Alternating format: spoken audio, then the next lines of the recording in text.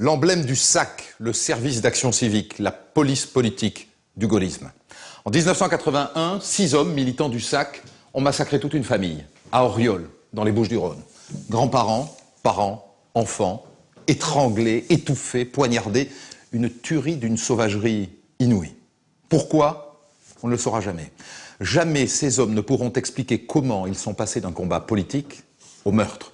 Comment, un après-midi d'été, dans un petit coin de paradis, dans le Midi, ils ont été les acteurs de la tuerie d'Auriol.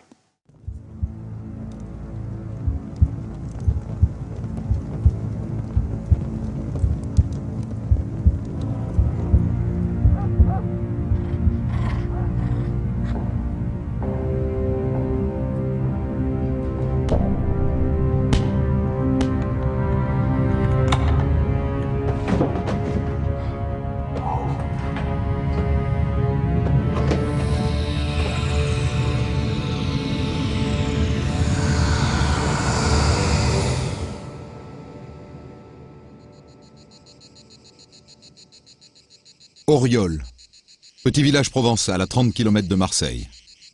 Dimanche 19 juillet 81. Belle et chaude journée. Marina Massier se rend chez son frère Jacques, qui s'est installé avec femme et enfants dans une bastide provençale. Elle y rejoint son compagnon, Joe, qui est arrivé la veille. Je suis partie de la maison sur le coup de 9 h du matin et je suis montée à la Bastide. Quand je suis arrivée, je n'ai pas vu de voiture. Et puis le voisin est arrivé à ma rencontre et m'a dit vous avez vu, il y a eu le feu. Il y a eu le feu chez votre frère. Je rentre avec le voisin, je ne sais plus ce qui m'arrive, je ne comprends plus, je ne comprends pas. Un désordre pas possible.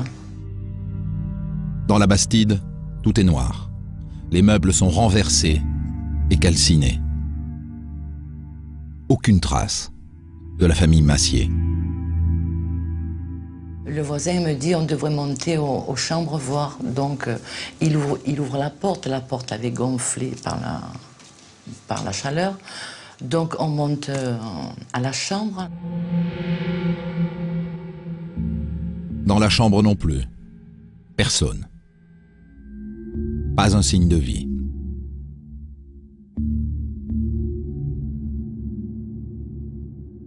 Moi je pense qu'il y a eu le feu et qu'ils sont certainement à l'hôpital tous. Je pense ça au départ. Et puis le voisin me dit vous devriez de suite aller à la gendarmerie. Donc c'est ce que j'ai fait. Marina Massier signale immédiatement aux gendarmes la disparition de sa famille. Jacques Massier, son frère, Marie-Dominique, sa belle-sœur, et leur fils Alexandre, 8 ans. Manquent également à l'appel les parents de Marie-Dominique, monsieur et madame Jacquem, venus à Auriol pour le week-end. Et enfin Joe, le compagnon de Marina. Ce dimanche, c'était son anniversaire. Au total, 6 personnes ont disparu, dont un enfant. Les policiers de la PJ rejoignent les gendarmes à la Bastide 1 heure plus tard. Leurs premières constatations sont édifiantes. Nous avons pu constater qu'il ne s'agissait pas d'un incendie accidentel. C'est-à-dire que dans la cage d'escalier qui permettait d'accéder de la cuisine vers les chambres, sur les rebords de fenêtres, nous avons trouvé des bougies. Et ces bougies avaient été positionnées en dessous des rideaux de manière à communiquer le feu. Autrement dit, quelqu'un a mis le feu à la Bastide. À la recherche d'empreintes, les policiers ramassent tout ce qui n'a pas brûlé. De la vaisselle, un vase, une bouteille de soda, et envoient tout au labo. Pendant ce temps-là, à l'étage, les indices s'accumulent. À l'étage, c'est là donc que nous découvrons les indices les plus inquiétants, à savoir sur le lit des masques d'hygiène, dits de masques de chirurgien, des liens, des ficelles, un vêtement taché de sang.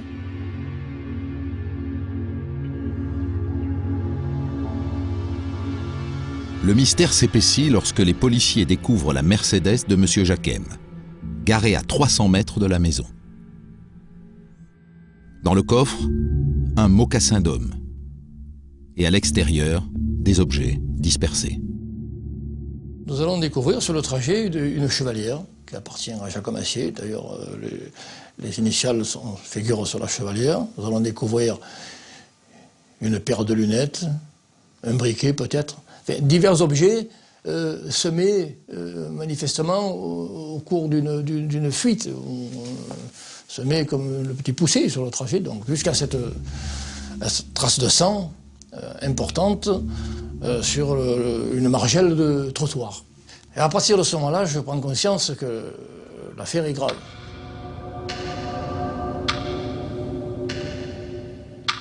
Une famille entière qui disparaît. La presse en fait ses gros titres. Ainsi commence l'affaire d'Auriol. 6 personnes, dont un enfant qui disparaissent comme ça un soir d'anniversaire, la tentative d'incendie, les objets essaimés, la tache de sang sur le trottoir, tout cela est très inquiétant. D'autant que parmi les 6 disparus, il y a un homme dont les policiers ont déjà entendu parler, un certain Jacques Massier, un collègue à eux, un inspecteur de police soupçonné d'appartenir au SAC, victime d'une tentative d'attentat 3 mois auparavant. Tout de suite, les policiers de la PJ ont l'intuition que Jacques Massier est la clé de ces mystérieuses disparitions.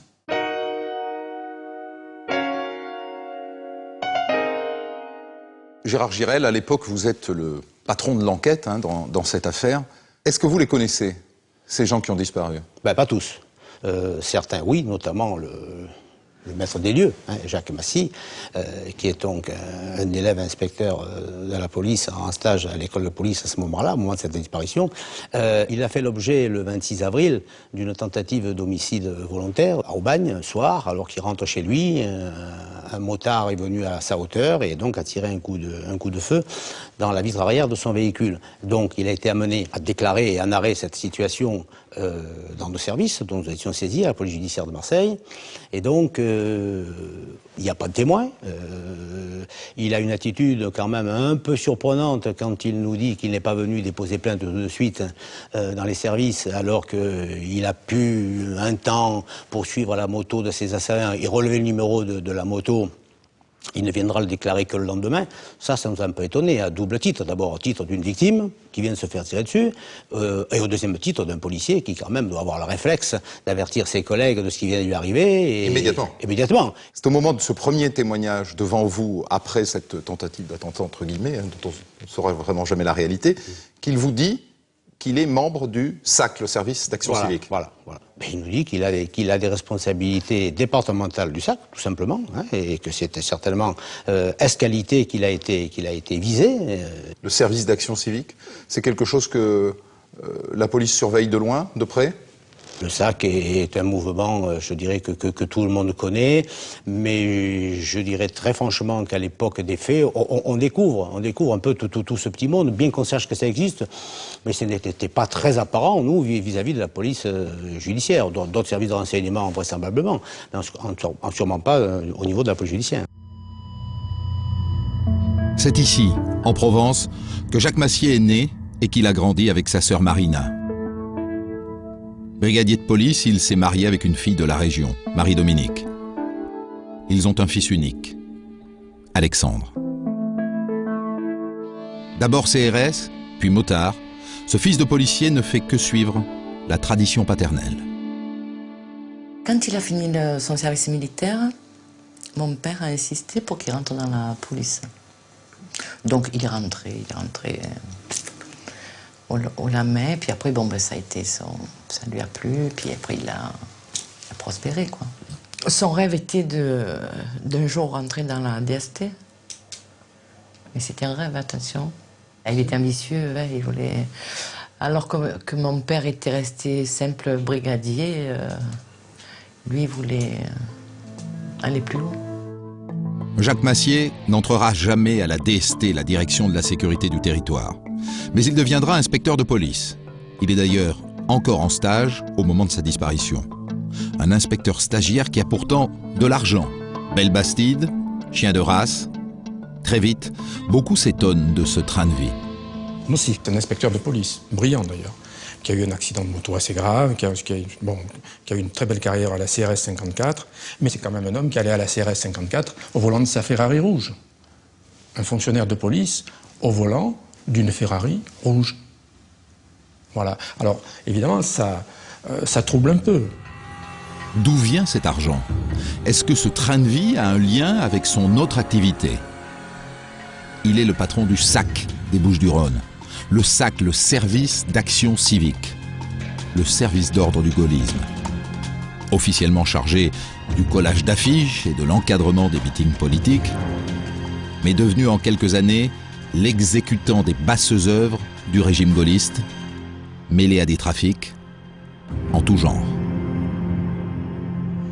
Au fil des années, le mouvement va se fourvoyer et être pénétré par la pègre, par les truands, qui trouvent là des marchepieds, des passe-droits, qui leur permettent, via le petit triangle tricolore,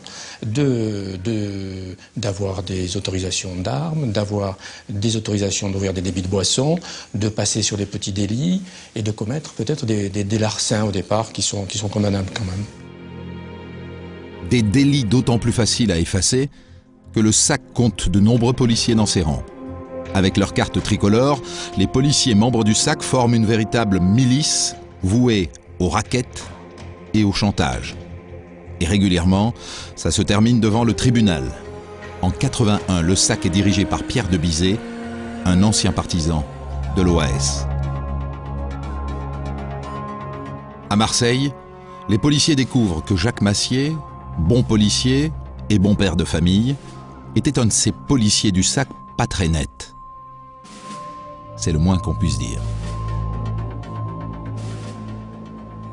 Massier était un policier malhonnête. Il détournait les cotisations. Les membres du SAC payaient des cotisations, il les détournait.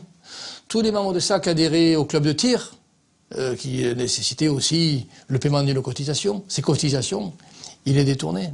Il va utiliser les hommes du SAC pour des opérations de chantage, d'extorsion de fonds, de maintien de l'ordre dans des boîtes de nuit, de raquettes, même de harcèlement de particuliers pour régler des comptes. Tout cela, bien sûr, contre de l'argent. La disparition de Jacques Massier a-t-elle un lien avec ces trafics? Des membres du SAC qui auraient voulu lui régler son compte, en quelque sorte. Non seulement les actions que mène le SAC des Bouches-du-Rhône sont des actions de chantage, d'extorsion de fonds, des actions tout à fait illégales, mais elles ne profitent même pas à l'organisation. Ces actions profitent uniquement à la poche de Massier. Et ça, les autres vont s'en rendre compte tout de suite. En enquêtant, les policiers découvrent que Massier était en conflit avec les membres du SAC de Marseille. Il se sentait même menacé. Je me souviens qu'on est allé quelques fois au restaurant. Il se mettait toujours face à la porte. Il était toujours armé. Le jour, il m'avait fait lever, il m'avait dit non. Et toi là, moi je me mets là. Jacques Massier ne faisait plus confiance aux membres du SAC. Il faisait des rapports sur chacun d'entre eux. Il s'était même bricolé un attaché case avec un micro caché qui lui permettait d'enregistrer toutes ses conversations. Massier avait un défaut, il avait l'espionnite aiguë. Donc il photocopiait tout ce qui lui tombait sous la main. Il enregistrait toutes les conversations téléphoniques. Et c'est ainsi donc qu'il a constitué des archives et qu'il pensait pouvoir tenir Pierre, Paul et Jacques d'une façon ou d'une autre. Et il y avait toujours cette manie du complot, cette phobie du complot. Donc on se méfie de tout, on ne fait confiance en personne, on enregistre, on écrit, on laisse des traces, voilà. Mais c'était à la limite maladif. Était-ce le SAC qui avait voulu se débarrasser de Massier lors de la première tentative d'assassinat sur l'autoroute? Massier le pensait en tout cas, puisqu'il avait donné à la police le fichier du SAC avec le nom et les adresses de tous les adhérents marseillais. Il savait qui le menaçait et il en avait parlé à sa sœur. Bon, Jackie m'avait parlé. Je savais qui pouvait lui en vouloir. Un instituteur, un homme à l'oreille coupée et un chauve. C'est ce que vous avez dit votre frère? C'est ce que m'a dit mon frère. Eux, je peux plus les contrôler. Je peux plus les contrôler.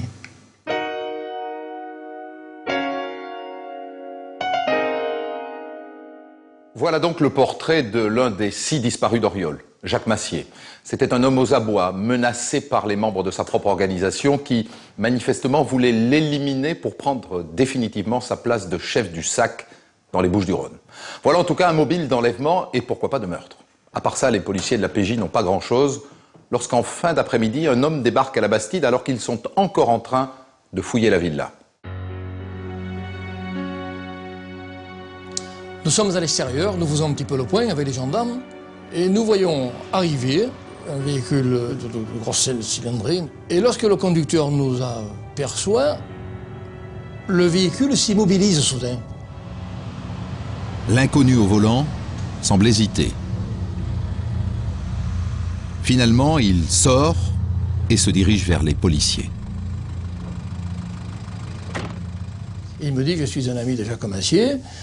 Nous venons fêter son anniversaire. D'ailleurs, j'ai pu noter qu'une boîte de gâteaux était posée sur la banquette arrière du véhicule. Bon, ayant répondu à ma question, à mon tour, je lui ai dit que Massier n'était pas là et que sa famille avait disparu. Et sa première réaction, son premier mot, c'est en nous regardant, il nous dit « il est arrivé un malheur ». Son premier mot, « il est arrivé un malheur ». En fait, cet homme semble inquiet, mais pas vraiment surpris. Il s'appelle Jean-Claude Emery. Lui aussi est militant du SAC. Et il explique aux policiers qu'il connaît quelqu'un qui pourra les aider dans leur enquête. Et là, il me précise qu'il a des informations à recueillir, qu'il ne détient pas immédiatement, mais qu'il doit se rendre quelque part dans le Vaucluse pour les recueillir. Je lui dis aucun problème, va dans le Vaucluse, va chercher des informations, et puis tu peux. Mais alors dans ces conditions, je veux te voir ce soir. Et à minuit, Emery est venu au service, et là il nous a dit, voilà, j'ai vu la personne concernée. Cette personne dit que s'il est arrivé un malheur à Massier, il y a certainement une relation directe avec un instituteur qui habite rue de la République et une personne qui travaille chez Chambourcy et qui a une oreille coupée.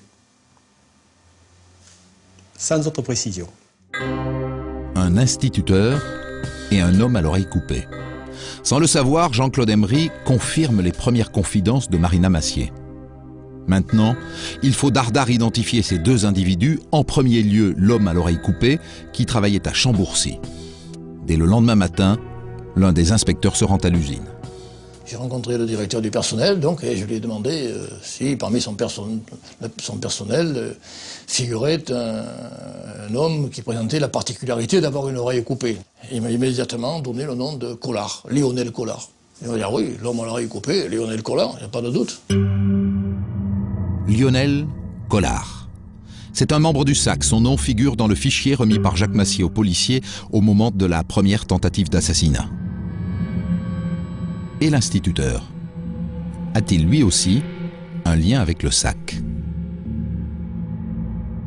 J'analyse le fichier des adhérents, point par point, et là, arrivé à une case, il y a une adresse d'une personne qui habite rue de la République et avec un numéro professionnel en plus qui correspond à une école. Et nous avons un nom associé au fichier, Finocchietti Jean Bruno. Jean Bruno Finocchietti, 30 ans, maître d'école et père de 2 garçons. Il milite au SAC depuis quelques années. Il connaît bien Lionel Collard, un ancien légionnaire qui s'est tranché l'oreille, en ouvrant, paraît-il, son parachute au dernier moment. Un pari entre copains. D'ailleurs, son côté tête brûlée lui a valu d'être renvoyé de la Légion.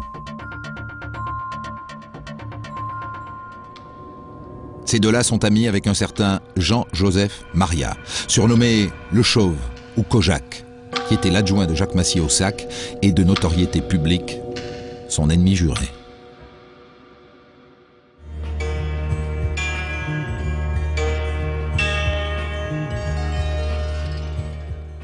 Vous identifiez 3 hommes qui pourraient correspondre au Chauve, à l'instituteur et à l'homme à l'oreille coupée, tel qu'un certain nombre de témoins vous les ont décrits, mais vous n'avez pas de preuves contre eux.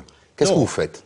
Ben écoutez, vu ce que nous avons découvert, vu ce que viennent nous dire à la fois Marina Massier et donc Jean-Claude Embery, cet ami qui est convié au repas, il nous paraît important de recueillir immédiatement les explications de ce trio. Mais il y avait 2 options, les pister de loin ou les coxer immédiatement. Ah ben pour nous, ça n'a pas posé de problème, je dirais, existentiel immédiat, parce que, comme on disait tout à l'heure, nous avons quand même 6 personnes disparues, dont on n'est pas certain qu'ils ne sont pas en danger. On n'a encore aucune certitude qu'on ne peut plus rien pour eux. Donc on a le souci de savoir rapidement ce qui a pu se produire et s'il y a encore quelque chose à faire pour les sauver. Ce sont tous les 3 des membres importants du SAC des Bouches-du-Rhône. Ben, on va dire oui, en ce sens qu'ils sont très proches de Maria. Voilà, Maria, qui est l'adjoint de Massier, ce sont des personnages qui sont très près on va dire, de l'instance dirigeante, quoi, si on peut appeler ça comme ça. Alors les policiers décident de ne pas traîner. Moins de 24 heures après le début de l'enquête, ils les interpellent tous les 3, à l'aube. Jean-Joseph Maria, Lionel Collard et Jean-Bruno Finocchietti.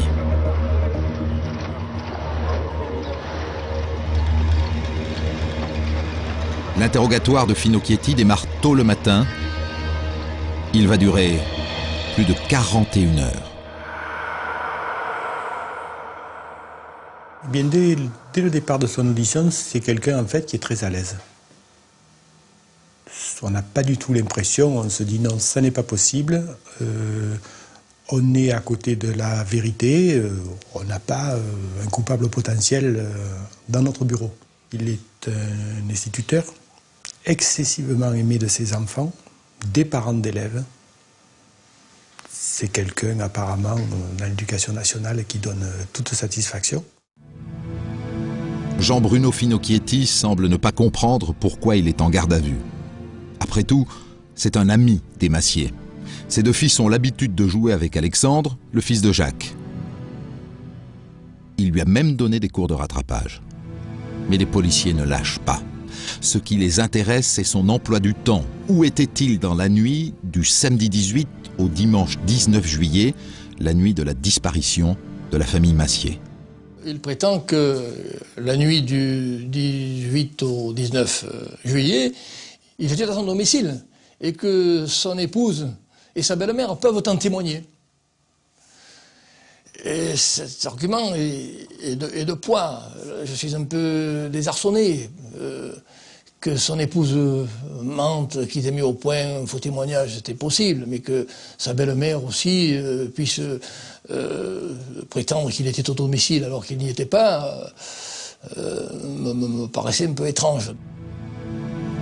Au même moment, dans un autre bureau de l'APJ, le service de l'identité judiciaire compare les empreintes de Finocchietti, Collard et Maria avec celles retrouvées sur les objets qui n'ont pas brûlé dans la Bastide.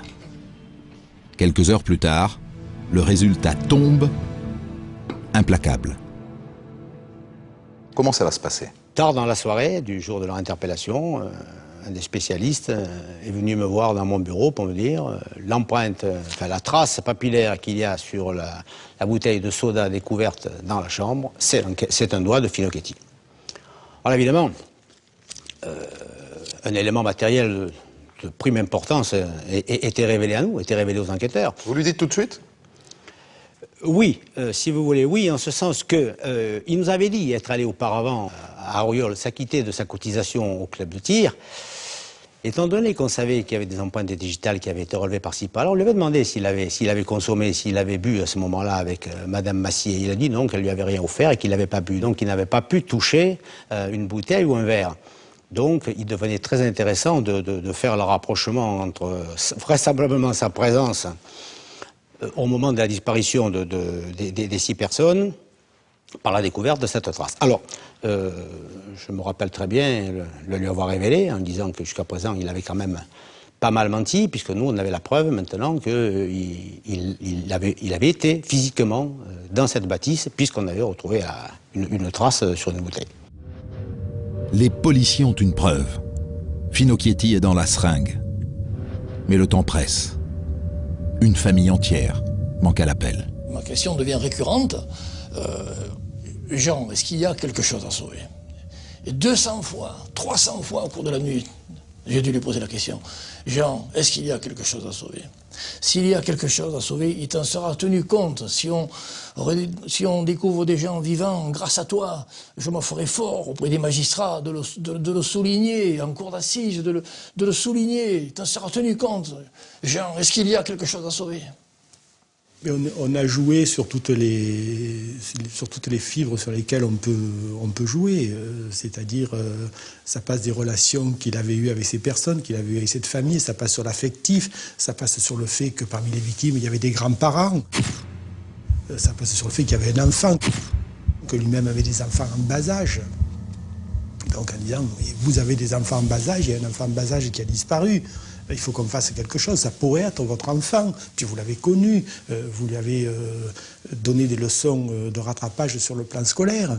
Il y a une épouse qui a disparu, elle a sensiblement l'âge de la vôtre.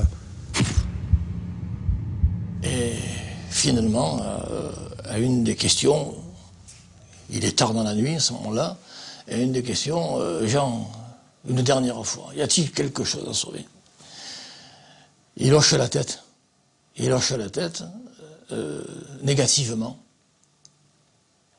pour dire non. Ouais, c'est un peu secoué. Et je réitère ma question. Je dis, Jean, il n'y a rien à sauver. Une nouvelle fois, donc, il hoche la tête et une larme coule de son visage. Puis 2. Et il se met à pleurer. Il est complètement effondré. Nous aussi. Nous aussi. Il vient de nous dire qu'il n'y a plus rien à sauver. Il vient de nous dire indirectement que tout le monde est mort. Finocchietti raconte alors ce qui s'est passé dans la nuit du 18 au 19 juillet 81. Cette nuit où toute une famille a été séquestrée, puis assassinée. Finocchietti ne se contente pas de raconter. Il dessine. Un dessin, une sorte de bande dessinée qu'il intitule « Sur l'écran noir de mes nuits blanches ». Avec un souci du détail stupéfiant, l'instituteur raconte tout. Le massacre, les derniers mots des victimes, leur panique.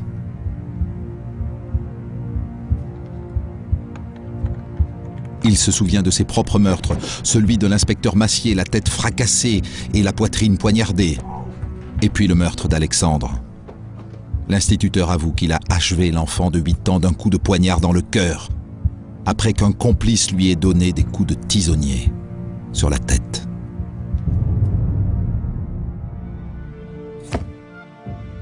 L'enquête est allée très vite. 3 jours après le massacre, l'un des auteurs présumés a avoué. Après sa garde à vue, Jean-Bruno Finocchietti est inculpé pour séquestration et homicide.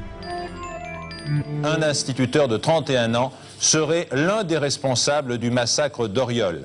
Jacques Massier, inspecteur de police stagiaire et responsable local du SAC, le service d'action civique, son épouse, leur fils âgé de 8 ans, les beaux-parents de l'inspecteur et un ami ont été massacrés dans des circonstances particulièrement horribles. Finocchietti ne dit pas tout de suite où se trouvent les corps. Mais face au juge Françoise Laurence, l'instituteur raconte que c'est Jacques Massier qui était la cible. Ils étaient 5 hommes ce soir-là, un commando. Ils voulaient juste lui prendre des documents. Lesquels? Finocchietti ne répond pas. Ses complices? Il ne les dénonce pas. Il consent juste à les désigner par des lettres de l'alphabet. Finocchietti va observer une règle qu'il observera tout au long de l'instruction, ne jamais citer le nom des personnes ou l'identité des personnes qui refusent d'avouer. Donc, première comparution difficile, puisque nous allons jongler avec 5 membres du commando, A, B, C, D, et le commanditaire, l'organisateur, Monsieur Z.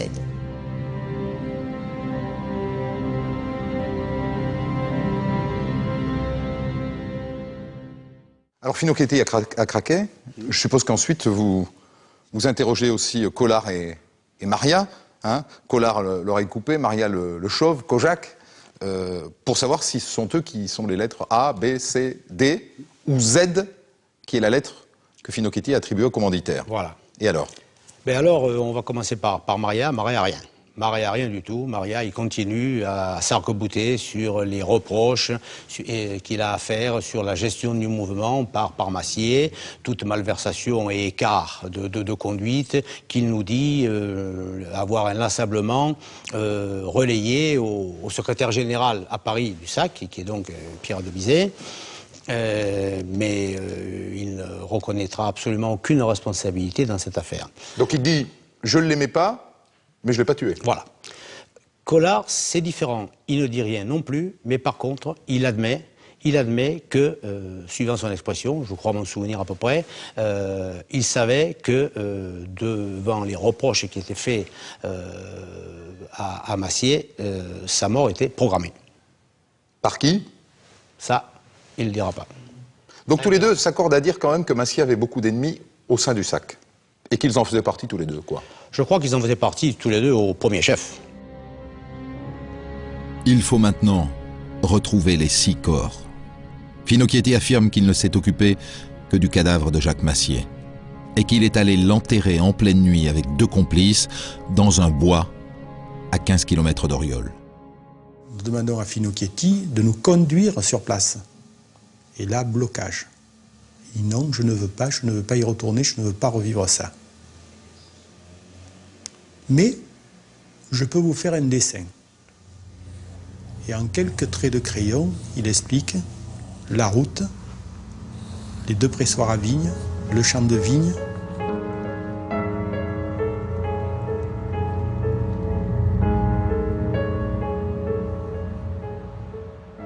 Tout de suite, nous avisons donc sur la gauche, comme Finocchetti nous l'avait indiqué, donc des petits bosquets de chênes. Et au milieu de ces bosquets de chênes, il y en a un où il y a un tumulus en pierre. Donc nous nous approchons et immédiatement nous remarquons que nombre de ces pierres ont été très récemment déplacées, c'est-à-dire elles sont à l'envers, le côté humide est sur le dessus. Bon. Et puis nous commençons très doucement à creuser. Et après avoir déblayé environ 20 à 30 cm de terre, la première chose qui est apparue, c'est en fait la hanche droite de Massier, avec sa plaque de police attachée à une chaîne qui était sortie de la poche. Alors là, on a compris que d'une part, on avait un corps, mais qu'en plus, c'était le bon et c'était celui de Jacques Massier. Le 22 juillet, 4 jours après la tuerie d'Oriol, le corps mutilé de Jacques Massier est exhumé de cette tombe de fortune. On a pu constater qu'au niveau du t-shirt qu'il portait, il y avait une échancrure très très importante au-dessus du sein gauche et que la plaie qui était dessous correspondait tout à fait à cette échancrure et correspondait aux descriptions de Finocchetti. Lorsqu'il avait rattrapé Massier, il avait poignardé par derrière au niveau du sein, voilà ce qui avait causé la mort et l'importante tache de sang qui se trouvait au sol. Le médecin légiste pouvait mettre son poing à l'intérieur du crâne, qui indique la violence de Finocchetti lorsqu'il a éclaté le crâne contre la margelle.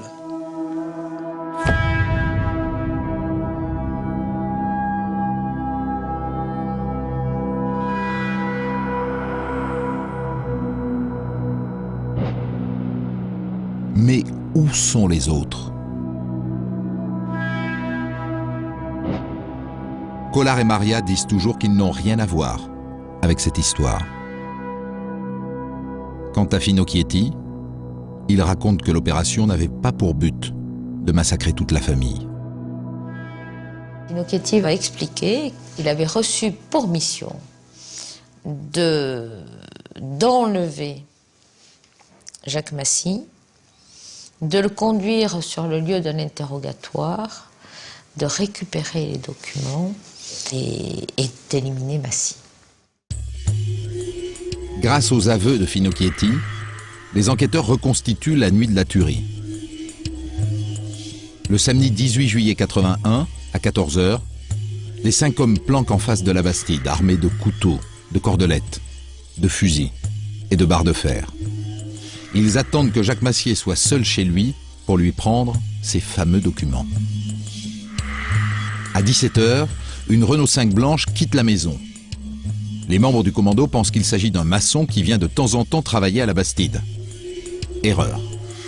C'est en fait Jacques Massier qui est parti et qui ne reviendra que tard dans la nuit. Convaincu que Massier est seul dans la maison, le commando décide d'intervenir, le visage dissimulé par de simples masques de chirurgien. Quand il pénètre dans la Bastide surprise, il y a sa femme et son beau-frère Joe Ferrarini qu'ils prennent pour Massier et qu'ils gazent avec une bombe lacrymogène. Marie-Dominique est ligotée. 1 heure plus tard, monsieur et madame Jacquem, les beaux-parents et leur petit-fils Alexandre, rentrent de promenade. À leur tour, ils deviennent otages. Toute la famille est alors enfermée dans la chambre du premier étage.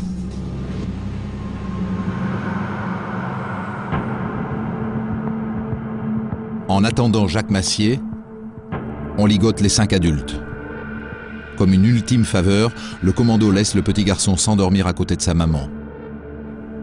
Mais ce soir-là, décidément, rien ne se passe comme prévu. Au stade de la séquestration à l'étage, lorsque la famille est toujours en vie, ils n'ont revêtu que des masques de chirurgien, dont je vous disais que ça ne dissimule rien. Et Marie-Dominique reconnaît l'instituteur. Elle lui dit « Mais vous êtes l'instituteur !»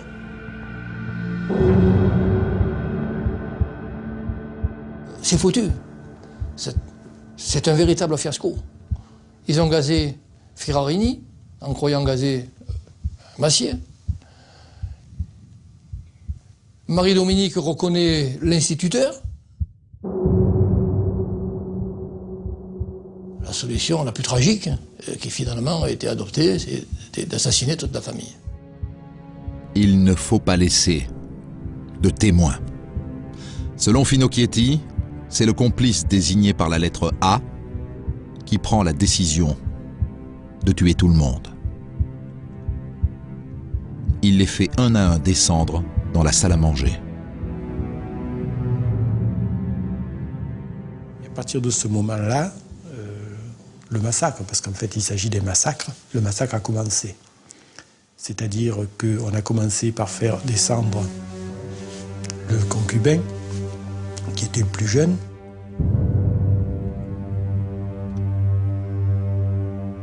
Joe Ferrarini est étranglé en bas de l'escalier, étranglé avec une corde. Un peu plus tard, on fait descendre Madame Jacquem. Madame Jacquem, la belle-mère de Massier, est poignardée et étranglée. On fait ensuite entendre descendre Jules Jacquem. Jules Jacquem, le beau-père, est étranglé et étouffé. Et à ce moment-là, où successivement, Marie-Dominique perçoit des bruits étranges en bas de l'escalier qui permet d'accéder au rez-de-chaussée. Elle perçoit des chocs, des bruits de choc. Elle perçoit des bruits étouffés. Elle réalise qu'on est peut-être en train d'assassiner sa famille. Et elle dit à Finocchietti, elle dit, mais on nous tue, mais on nous tue. Finocchietti lui dit, non, de toute façon, je te laisserai pas, et là tue-toi, je te laisserai pas te tuer. S'il le faut, je te donnerai mon fusil Et puis je vais ouvrir la porte qui nous donne accès à la colline. Finocchietti ne la sauvera pas. Comme les autres, Marie-Dominique est emmenée au rez-de-chaussée et tuée en bas de l'escalier, étranglée avec une cordelette, puis poignardée.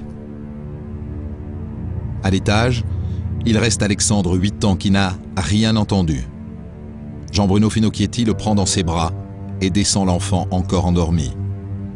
En bas, un autre complice l'attend et assène plusieurs coups de barre de fer sur la tête du petit garçon.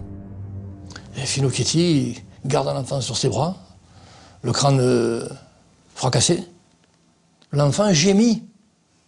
Il n'est pas mort. Et Bruno Finocchietti nous dit, pour achever ses souffrances, j'ai sorti mon poignard de commando et je l'ai piqué au cœur pour l'achever.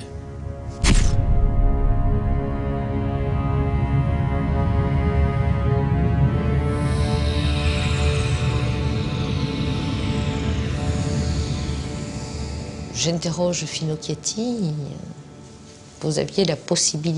Aviez-vous la possibilité de permettre à Alexandre d'échapper à cette tuerie? Il ne répond pas, et je lui dis, il y avait des fenêtres. Je sais, il y avait des fenêtres, et je pouvais le faire partir. Pour quelle raison ne l'a-t-il pas fait? Il avait des heures, puisque l'attente a duré quelques heures, et en tous les cas, au moment où Dominique Massy prend conscience qu'on va les tuer, et qu'elle le supplie de sauver Alexandre, il pouvait encore le sauver. Je pense qu'il n'y a rien d'autre à dire. Dans son récit, Finocchietti raconte ensuite le meurtre de Jacques Massier, à 3 h du matin, lorsqu'il rentre à la Bastide au volant de sa Renault 5. Il y a d'abord eu une bagarre entre Massier, Finocchietti et ses 2 complices, puis l'instituteur a tué l'inspecteur à coups de poignard. Le corps de Jacques Massier a ensuite été emmené et enterré dans un bois à 15 km d'Oriol. Plus que jamais, les policiers veulent connaître le nom des complices, notamment pour tenter de savoir où sont enterrés les corps des autres membres de la famille. Un nouveau coup de filet est organisé chez les membres du SAC marseillais. Parmi les interpellés, 3 hommes, Didier Campana, Ange Poletti et Jean-François Massoni, des employés des postes, étonnamment membres de la CGT. Comment est-ce que vous ciblez les personnes que vous allez arrêter? Nous avons décidé d'interpeller une douzaine de personnes dont les noms ont été révélés à la fois par les différents témoignages et que nous avons retrouvés d'ailleurs dans la liste des adhérents, parmi lesquels 3 personnages qu'on ne connaissait pas, qui sont des gens qui travaillent à l'administration de la Poste, qui ont pris une part active à l'intervention et peu ou prou pour certains, donc à l'élimination physique donc des victimes qui étaient séquestrées. Comment est-ce que vous l'établissez avec certitude? Il craque devant vous? Oui. Il se déballonne? Oui. Il nous explique certains avec des détails assez saisissants, comment les personnes ont été tuées, qui étranglées, qui tuées à coups de barre de fer. Ils vous disent où sont les corps?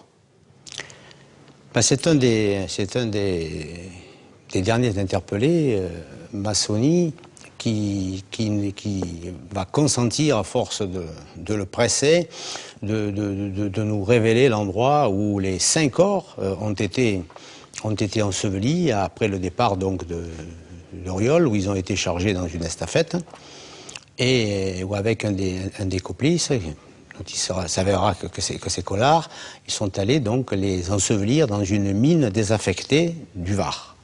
Il balance ça facilement, Massoni? Non. Il dit qu'il va nous faire un plan, il dit qu'il va nous faire un dessin. Et là, on n'a pas marché. Personnellement, je lui dis que avec un plan, on n'y arriverait jamais. Et que la seule solution, c'était qu'il nous amène lui-même sur place et qu'il nous désigne. Alors là, il était très effrayé à l'idée de revoir les corps. C'était très manifeste. Alors je l'ai assuré qu'il ne les verrait pas, mais qu'il nous désignerait l'excavation où il les avait ensevelis. C'est comme ça qu'il a consenti à nous mener sur place et nous désigner l'endroit où les corps avaient été jetés dans une mine désaffectée.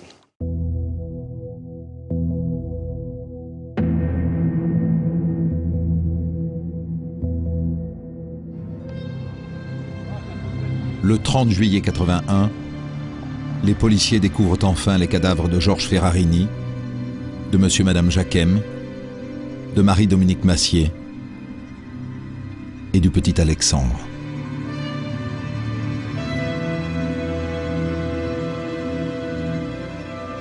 Voilà, c'est là, dans ce trou, début d'une étroite galerie, un boyau qui s'enfonce sous la colline, qu'étaient cachés les corps des 5 disparus de la tuerie d'Oriol.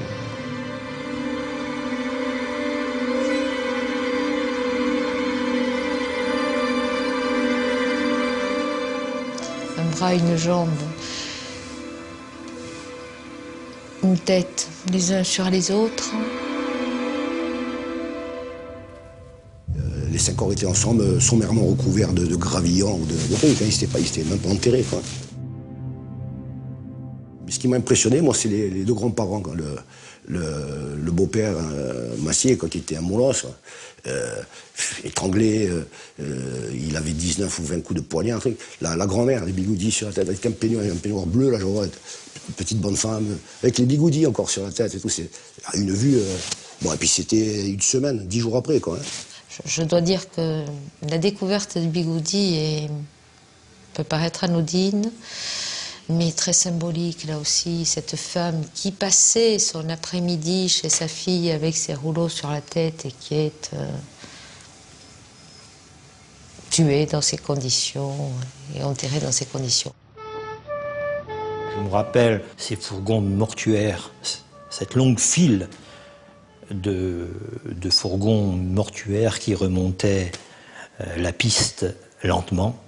C'était hallucinant.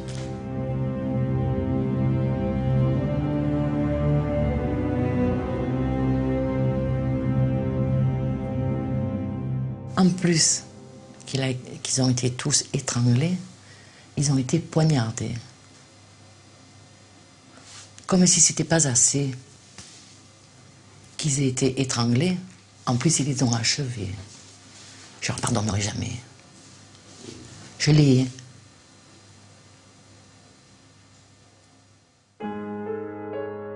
Face au juge Laurence, la carapace de Jean-Bruno Finocchietti commence à se fissurer. Il continue de brandir son code d'honneur, il refuse toujours de désigner ses complices, mais petit à petit, il lâche des choses, toujours par le dessin.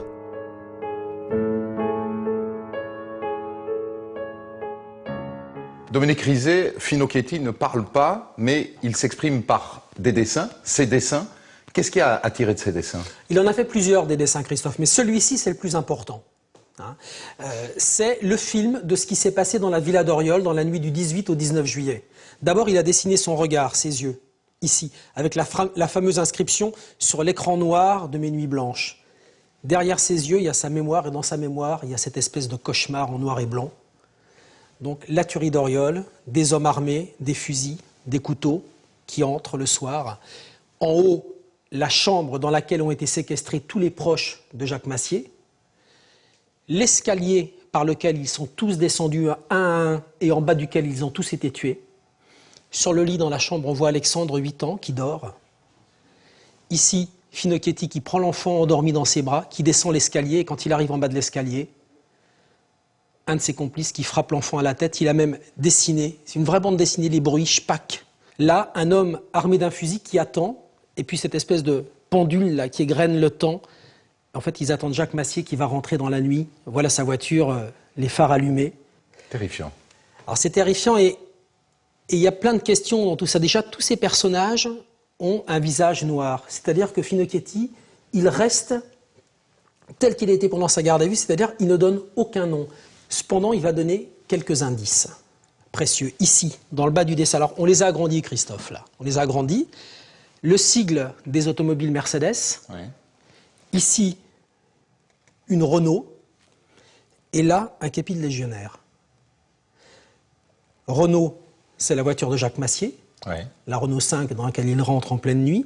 La Mercedes, c'est la voiture de M. Jacquem, le beau-père de Jacques Massier. La Mercedes dans laquelle les assassins ont dû essayer de charger des corps. On trouve des traces de sang, mais elle est abandonnée à 300 mètres de la maison. Et puis le képi. Qu'est-ce qui a tiré de ce képi? Ça veut dire quoi, ça?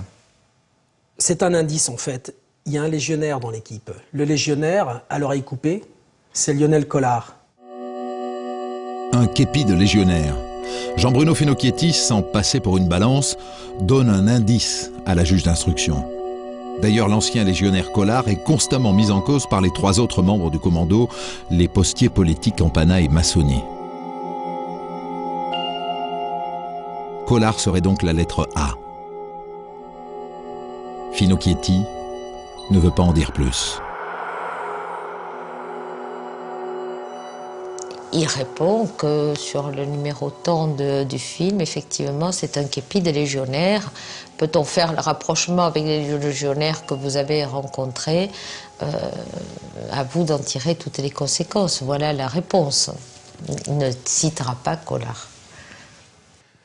Finocchietti, l'instituteur, Collard, l'homme à l'oreille coupée, les 3 postiers cégétistes, Poletti, Massoni et Campana, sont inculpés de meurtre. Quant à Maria, le chauve, il est soupçonné d'être la lettre Z, le commanditaire de la tuerie. Il est, lui, inculpé de complicité de meurtre. Les policiers savent maintenant ce qui s'est passé le soir du drame à la Douronne, mais le mobile de la tuerie reste un mystère. Le plus incompréhensible, c'est l'implication de Jean-Bruno Finocchietti, instituteur aimé et apprécié de ses élèves. Tu étais dans la classe de M. Finocchietti. Et quel professeur était-ce? Un très bon maître. Il était gentil avec moi. Il était gentil avec moi, avec tout le monde. On aimait bien. D'ailleurs, moi, je l'ai fait garder la 2e année encore avec M. Finocchietti parce que c'était un bon maître, très gentil, très sympa. Un instituteur meurtrier d'enfants, difficile à croire. Jean-Bruno Finocchietti enseigne depuis plusieurs années à l'école primaire de Malpasset-les-Oliviers, un quartier populaire de Marseille.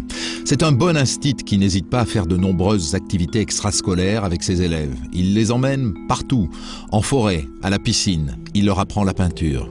Qui est donc cet homme au double visage ?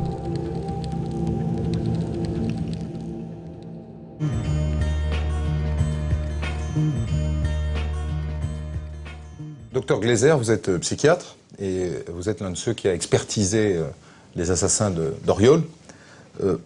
Comment quelqu'un qui est instituteur, manifestement un bon instituteur, très investi auprès des enfants, peut-il tuer un enfant ? A priori, rien ne laissait présager, en tout cas dans la construction de sa personnalité, qu'il allait pouvoir agir ainsi. Comment il l'explique alors? Comment il le justifie, ce geste-là? À ses yeux, c'est injustifiable et je crois que c'est certainement quelque chose qu'il portera avec lui bien longtemps, d'autant qu'il a lui-même des enfants et que c'est donc une situation particulièrement problématique, même si dans un premier temps, il a essayé de s'abriter de la culpabilité en laissant comprendre qu'il agissait peut-être dans le prolongement d'un ordre, d'une mission, d'une situation qui devait pas vraiment passer par là. Mais progressivement, et on le voit très bien dans les dessins qu'il va faire ensuite, il y a quelque chose qui est de l'ordre de l'insoutenable à ses yeux. Comment est-ce qu'il parle de la nuit du drame? Alors, il en parle évidemment dans les prémices, c'est-à-dire qu'est-ce qui a entouré leur intervention, quel est le contexte ambiant général. Il parle ensuite des interrelations entre les uns, entre les autres. Et puis, il va parler évidemment de ses gestes, des siens, qu'il s'approprie en quelque sorte. Et c'est là qu'effectivement, probablement, le plus dur nous est proposé. C'est-à-dire, au fond, que lorsqu'il va parler de l'enfant, c'est là probablement que les émotions sont les plus fortes. C'est-à-dire qu'on a affaire à un homme qui est rongé aujourd'hui par ce qu'il a fait à l'époque. Alors aujourd'hui, je n'ai pas eu l'occasion de le rencontrer récemment, mais dans les mois et les années où nous l'avons accompagné, puisqu'il est resté dans le service jusqu'au procès, c'était manifestement ce qui était au centre de ses préoccupations. Et ce qui nous a, nous, en tout cas, incité à le garder avec nous, parce que nous redoutions évidemment qu'il agisse contre lui-même. C'est-à-dire qu'il se suicide. Qu'il se suicide. J'imagine que le juge vous a demandé de conclure sur son état psychique. Bien sûr. Est-il fou ou n'est-il pas fou? Et votre réponse? Notre réponse a été claire. Il n'est pas fou. Il est capable de raisonner, il discerne correctement la réalité ambiante, il ne présente pas de signes de dérangement mental manifeste. Il était donc responsable de ses actes.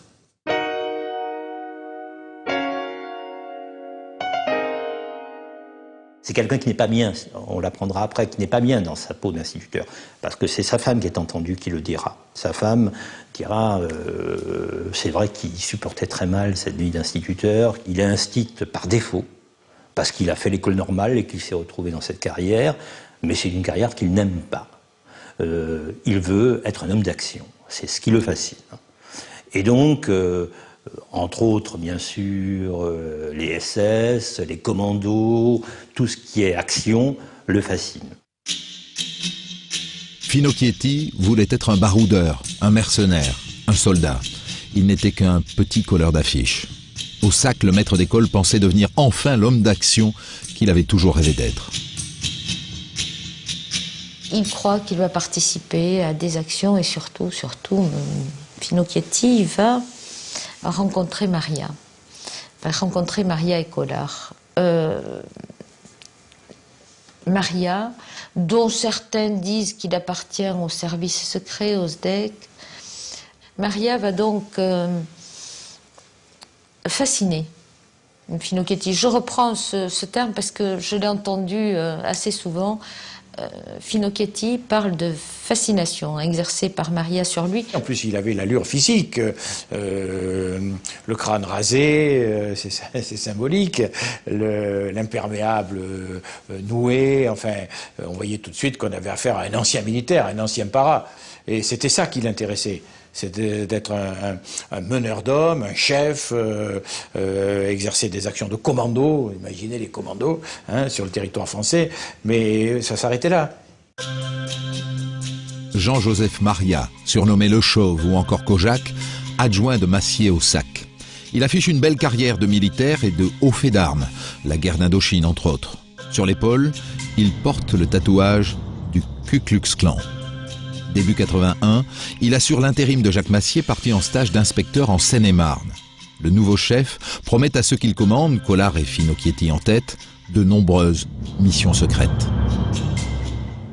Mais on l'a vu à travers des objets qu'on a retrouvés, des mallettes d'espions, toutes sortes d'instruments pour écouter à distance, tout un matériel pour photographier, tout un matériel pour enregistrer, et puis dans leur dialogue, on se rend compte que leur parole est une parole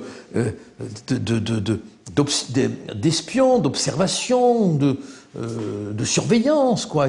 Ces gens-là vivaient dans l'idée qu'ils avaient des choses à apprendre pour sauver le mouvement, sauver la France, sauver la République. Sauver la République, que les membres du SAC considèrent en péril. 1981, c'est l'année des présidentielles. Les sondages n'excluent pas une victoire de la gauche. Si les socialistes passent, le SAC est fichu. On est, pour eux, j'entends, dans une atmosphère quasi-révolutionnaire. C'est-à-dire que la Ve République est en train de succomber, et les ennemis de la Ve République vont arriver au pouvoir, où il y a toutes les chances, entre guillemets, qu'ils arrivent au pouvoir, et c'est une catastrophe nationale. La gauche, l'ennemi de toujours. Au sein du SAC, on s'affole. Jean-Joseph Maria affirme que Jacques Massier serait prêt à trahir la cause, bref, à passer à l'ennemi. Depuis des mois, Massy posait problème. On doutait de son intégrité politique. Massy, dit-on, avait des relations avec certains hommes, avec certains représentants de la gauche marseillaise, des relations privilégiées, on citait des noms. Progressivement, la tension va monter, mais progressivement, jusqu'au mois de mai 81, où la France bascule à gauche, et là, disons que la crise qui couvait va exploser. François Mitterrand est élu président de la République. Boulevard Saint-Germain. Au QG du candidat, les militants rêvent déjà d'un monde meilleur. Les lendemains chantent.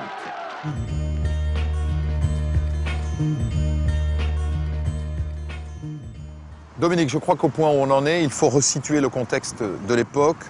En 1981, François Mitterrand remporte l'élection présidentielle, la gauche arrive au pouvoir, on annonce des communistes au gouvernement, et c'est vraiment dans ce contexte que se situe la tuerie d'Oriol. Tout à fait, Christophe. Dans les rangs de la droite, chez certains de ceux qui n'ont pas voté pour François Mitterrand, c'est une véritable panique qui s'installe. Il faut se souvenir, Christophe, à cette époque-là, qu'on avait demandé au service des douanes de renforcer les contrôles aux frontières parce que des gens essayaient de passer vers la Suisse avec beaucoup d'argent, avec de l'or, avec des lingots d'or, avec des bijoux. Ils tentaient de fuir, quoi. Oui, ils tentaient de fuir, d'aller planquer leur argent en Suisse.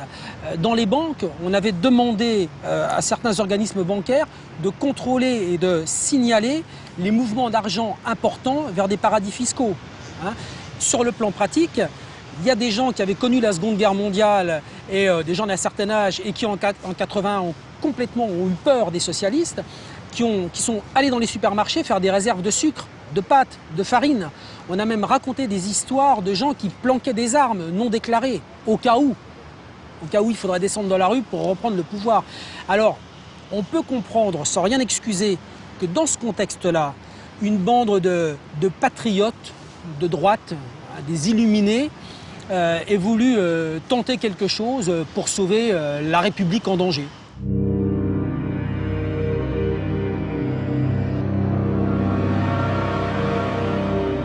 Maria et les autres membres dissidents du SAC avaient clairement peur que Massier passe à l'ennemi et livre les dossiers du SAC aux socialistes. Ils ont eu peur à ce moment-là que Massier utilise tous les documents qu'il avait engrangés et que ces documents tombent entre les mains de gens qui n'avaient pas les mêmes idées, la même sensibilité politique que le SAC. Qui a voulu récupérer les mystérieux documents dont parlait Finocchietti? Et si le meurtre de Jacques Massier avait été commandité à un haut niveau? Quelques jours après la tuerie, Pierre de Bizet, le grand patron du SAC, est arrêté et inculpé de complicité d'assassinat par la juge Laurence. Qu'est-ce qui vous fait penser que peut-être Pierre de Bizet, qui est le patron national du SAC, pourrait être le commanditaire de la tuerie? Nous entendons souvent les protagonistes nous dire la direction, Paris, on a rendu compte à Paris, le grand responsable. Et donc, il paraît évident qu'il faut aller regarder, je dirais, à la maison mère et voir qui dirige. Donc, il est bien évident que, rapidement, forcément, on découvre qu'il s'agit de Pierre de Bizet, qui fait l'objet d'une interpellation dans les tout prochains jours, après l'interpellation donc du premier trio, Maria, Collard, Finocchietti. Il était au courant de toutes les bisbilles qu'il y avait au sein du SAC dans la Bouches-du-Rhône, de Bizet? Absolument. Absolument, au point qu'il en avait, il nous dira qu'il en avait fait reproche à Massier, ou du moins il lui avait dit que ses séides à Marseille lui reprochaient des attitudes dans plusieurs domaines qui n'étaient pas conformes à ce qu'on pouvait attendre d'un responsable. Mais de là à tuer, ou à ordonner qu'on tue? Ça, franchement, je crois que rapidement, nous l'avons exclu. Rapidement, nous l'avons exclu. Ce qu'il ne faut pas oublier, c'est que Maria a voulu rencontrer de Bizet au mois de mai, alors qu'il était de passage à l'aéroport de Marignane. Et là, de vive voix, il lui a redit toute sa rancœur sur l'attitude ou sur les attitudes de Massier. Et de Bizet a promis de revenir fin juillet à Marseille, après un voyage qu'il allait faire au Gabon, pour, je dirais, régler l'affaire, c'est-à-dire les mettre tous en présence les uns des autres et vider l'abcès. Alors, est-ce que certains redoutaient cette confrontation? Ça sera toujours le mystère. Ça. Pour vous, de Bizet n'est pas le commanditaire, assez vite? Non. Madame, monsieur, bonsoir. Le procès de la tuerie d'Oriol qui s'est ouvert cet après-midi au tribunal d'Aix-en-Provence est à la fois celui d'un règlement de compte politique du plus bas étage et l'histoire d'une tuerie particulièrement sauvage. 22 avril 85, 4 ans après la tuerie, le procès s'ouvre devant la cour d'assises d'Aix-en-Provence. Marina Massier attend les réponses à ces questions. Pourquoi des hommes ordinaires se sont-ils livrés avec une telle sauvagerie à un massacre de cette ampleur? Et surtout, qui est le commanditaire? Jean-Bruno Finocchietti est amené le premier, allure de 68 arts au regard perdu. Il est accusé des meurtres de Jacques Massier et de son fils Alexandre. Il n'a jamais dénoncé ses complices. Lionel Collard ensuite, qui sort du fourgon cellulaire, l'air martial. Pour l'accusation, il est le chef du commando, même s'il a toujours nié. Jean-Joseph Marian, enfin, sûr de lui et imperturbable. Il est accusé d'être le commanditaire. Avec eux sur le banc des accusés, les postiers Campana, Poletti et Massoni, accusés d'avoir eux aussi participé à la tuerie. Eux ont refusé d'être filmés pendant l'audience.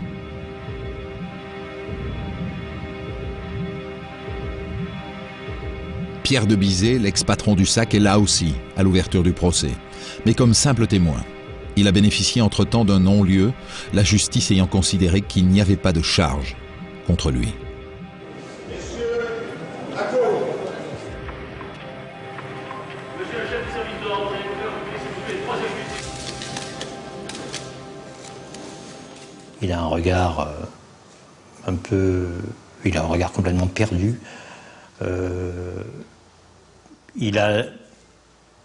C'est difficile à dire pour quelqu'un qui a commis un tel crime, mais il a l'air de souffrir le martyre, quoi. Collard est immobile. Il est immobile du regard aux pieds.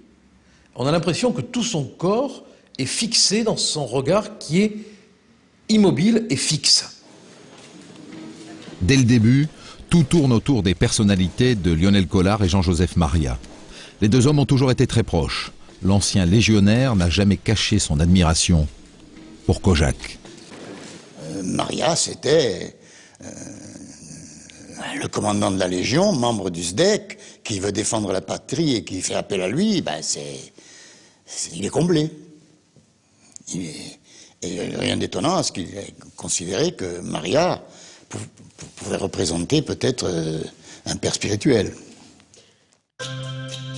À l'audience, sur le banc des accusés, le postier Didier Campana explique que Maria les avait tous convaincus que Jacques Massier était devenu un traître. On va lui expliquer que Massier, en cette période de fièvre politique, de changement politique, Massier devient un danger pour le service d'action civique, qu'on a besoin de quelques fiers à bras, quelques gros bras pour le maîtriser. Tout ça, c'était, je pense, mythique, fantasmatique, c'était imaginaire. Mais tout ça a été tellement dit, répété, tout ce problème a tellement circulé de bouche en bouche que pour Campana, c'était une évidence. Tout le monde en parlait. Donc si tout le monde en parlait, c'est que c'était la vérité, il ne s'est pas posé de questions. Et pourtant, rien n'indique que Jacques Massier allait trahir leur cause. Son seul tort, être ami avec l'avocat socialiste Michel Peset, lequel l'avait défendu dans une histoire d'accident de voiture 10 ans plus tôt. Et mon frère n'aurait jamais changé de parti. Jamais. Il connaissait, Maître Peset, c'était son avocat. Point. Dans la salle d'audience, les armes utilisées lors de la tuerie et celles retrouvées chez eux, ainsi que les cordelettes qui ont servi à neutraliser les otages. Un arsenal qui en dit long sur la détermination des membres du commando, difficile de faire croire qu'ils n'étaient pas venus pour tuer. C'est à ce moment-là, en pleine audience, que Jean-Joseph Maria se déballonne. Il est bien obligé d'avouer le mensonge de toute une vie. Il n'a jamais été légionnaire. Si vous aviez vu la gueule de tous ces types quand ils ont appris que Maria avait été réformée parce qu'ils avaient les pieds plats, jamais Collard n'avait fait un saut d'aussi haut sans parachute, quoi.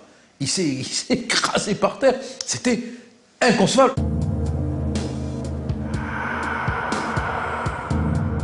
La révélation de la mythomanie de Maria et de voir qu'il avait été le jouet de cet individu, véritablement, il est effondré. En fait, Maria s'est amusée à manipuler des personnages qui, eux, jouaient le jeu. Vraiment, étaient dans leur réalité et pas dans leur rêve. Et ça a fait quelque chose d'explosif, quoi.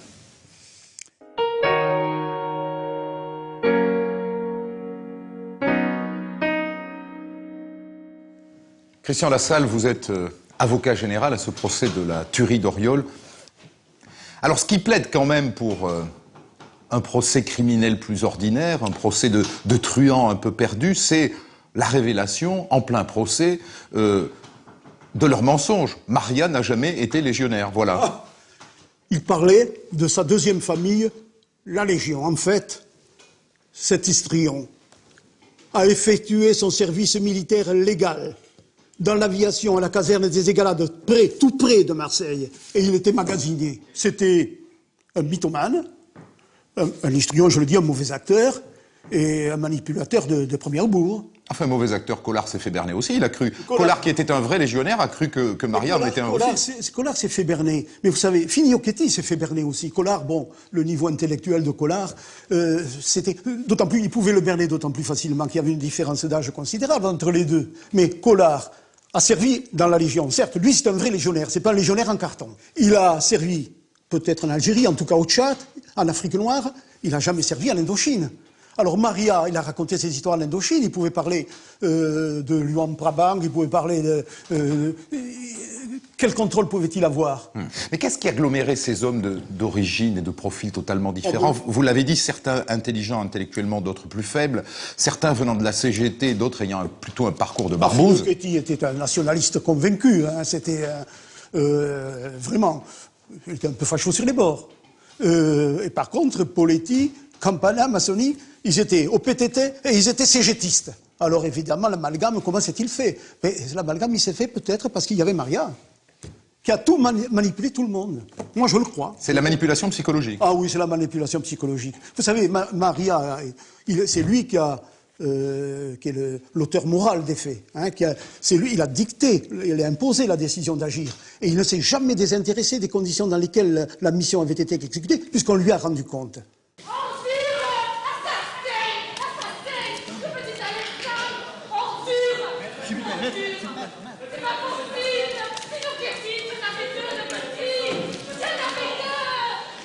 Face aux assassins de sa famille, Marina Massier craque. Comment des hommes qui n'avaient pas le profil de meurtriers ont-ils pu se livrer à un massacre aussi horrible? Les seuls à reconnaître les faits, Finocchietti et les postiers, racontent une fois de plus la nuit de la tuerie. Entendre ces gens, entendre ces postiers, entendre cet instituteur nous raconter l'inimaginable dans l'horreur, je veux dire... il y avait quelque chose de complètement déstabilisant. On n'arrivait même pas à réaliser. On n'arrivait même pas à réaliser. Ils le disent tous, quelque part. Ce qui s'est passé, c'est abominable. Ils ne se reconnaissent pas dans ce qu'ils ont fait. Hein? Quand Poletti assène des coups de tisonnier, je crois, sur la tête de l'enfant, ce n'est pas possible. Cet homme qui est diplômé de Sciences Po, qui est affilié à je ne sais quel syndicat, la CFDT ou la CGT, cet homme-là, qui est bien perçu par ses supérieurs, vous le voyez, vous, faire un assassinat d'un enfant de 6 ans qui n'a rien fait à personne? Il l'a fait. Il l'a fait. Il l'a fait parce qu'il était prisonnier de l'ordre donné. L'ordre, disent les postiers. C'est Collard qui le donnait. Didier Campana explique qu'il était terrorisé par l'homme à l'oreille coupée. C'est par peur qu'ils auraient tous participé au massacre. On me disait fais, je faisais, va, j'allais. Et il dit je ne réfléchissais plus. Je sauvais ma peau, et Collard leur a dit le premier qui bouge, je le tue. Comment est-ce que ces hommes, qui a priori pour aucun d'entre eux n'avaient un profil de tueur pathologique, ont pu commettre un tel massacre ensemble? Il y a d'une part 3 personnes qui sont là, j'ai envie de dire, d'une manière opportuniste en quelque sorte. Ce sont les 3 postiers. Ce sont les 3 postiers. Et donc, au fond, ce n'est en rien par idéologie, et même pour certains, ils diront qu'ils étaient justement dans une idéologie différente. Oui, ils étaient à la CGT. Notamment. Donc ils n'avaient rien à voir avec le SAC, idéologiquement. Absolument. Et ils ne sont là donc que dans l'attente des avantages qu'on va leur consentir. En échange. En échange. Et puis il y a un deuxième groupe un deuxième groupe qu'on va dire peut-être d'idéologues, en tout cas de personnes qui défendent très clairement une idéologie patriarcale, articulée autour, au fond, d'un homme fort, d'un père de la patrie, mais on voit bien que ce sont des thèmes qui tournent autour de la virilité, de l'homophobie, enfin, donc un deuxième groupe différent. Et entre ces deux groupes se trouve Jean-Bruno Finocchietti. Il est au carrefour du groupe, et c'est peut-être en ce sens que son rôle va être finalement assez axial, à la fois dans ce qui s'est passé le jour du drame, puis dans l'enquête, puisqu'au fond, c'est autour un petit peu de ces interrogatoires que le fil de l'affaire va se dénouer. Il est la clé de la tuerie. En quelque sorte. Assailli par les photographes, Pierre de Bizet, l'ancien patron du SAC convoqué comme témoin, fait son entrée dans le palais de justice. Il a été blanchi dans cette affaire, mais la presse s'interroge toujours sur sa responsabilité dans la tuerie. Déception. À la barre de Bizet ne fait aucune révélation. Il n'a surtout aucun regard pour les anciens membres de son organisation.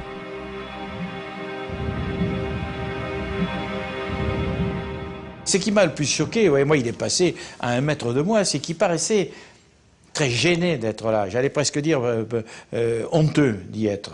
Hein. Et je crois aussi honteux de ne pas regarder ces hommes en face. Hein. Parce que ces gens-là, ils étaient ce qu'ils étaient. Mais si on ne les avait pas assurés tout au long d'une certaine impunité, s'ils n'avaient pas eu les sauf-conduits, s'ils n'avaient pas eu des pouvoirs qu'on leur avait donnés et qu'ils avaient exercés, peut-être que la dérive ne serait jamais venue. Hein. Et pour moi, la responsabilité, elle est beaucoup plus haut que ces pauvres imbéciles-là qui ont fait des actes terribles. Mais moi, je vous assure que j'ai été catastrophé, je peux dire aussi indigné de cette comparution. Enfin, c'était une mascarade que de faire venir cet homme qui, comme par hasard, n'avait plus rien à dire. Non, il s'en était tiré, tant mieux. Les autres, hein, c'était pas son problème. Hein. Petit à petit, le clan explose.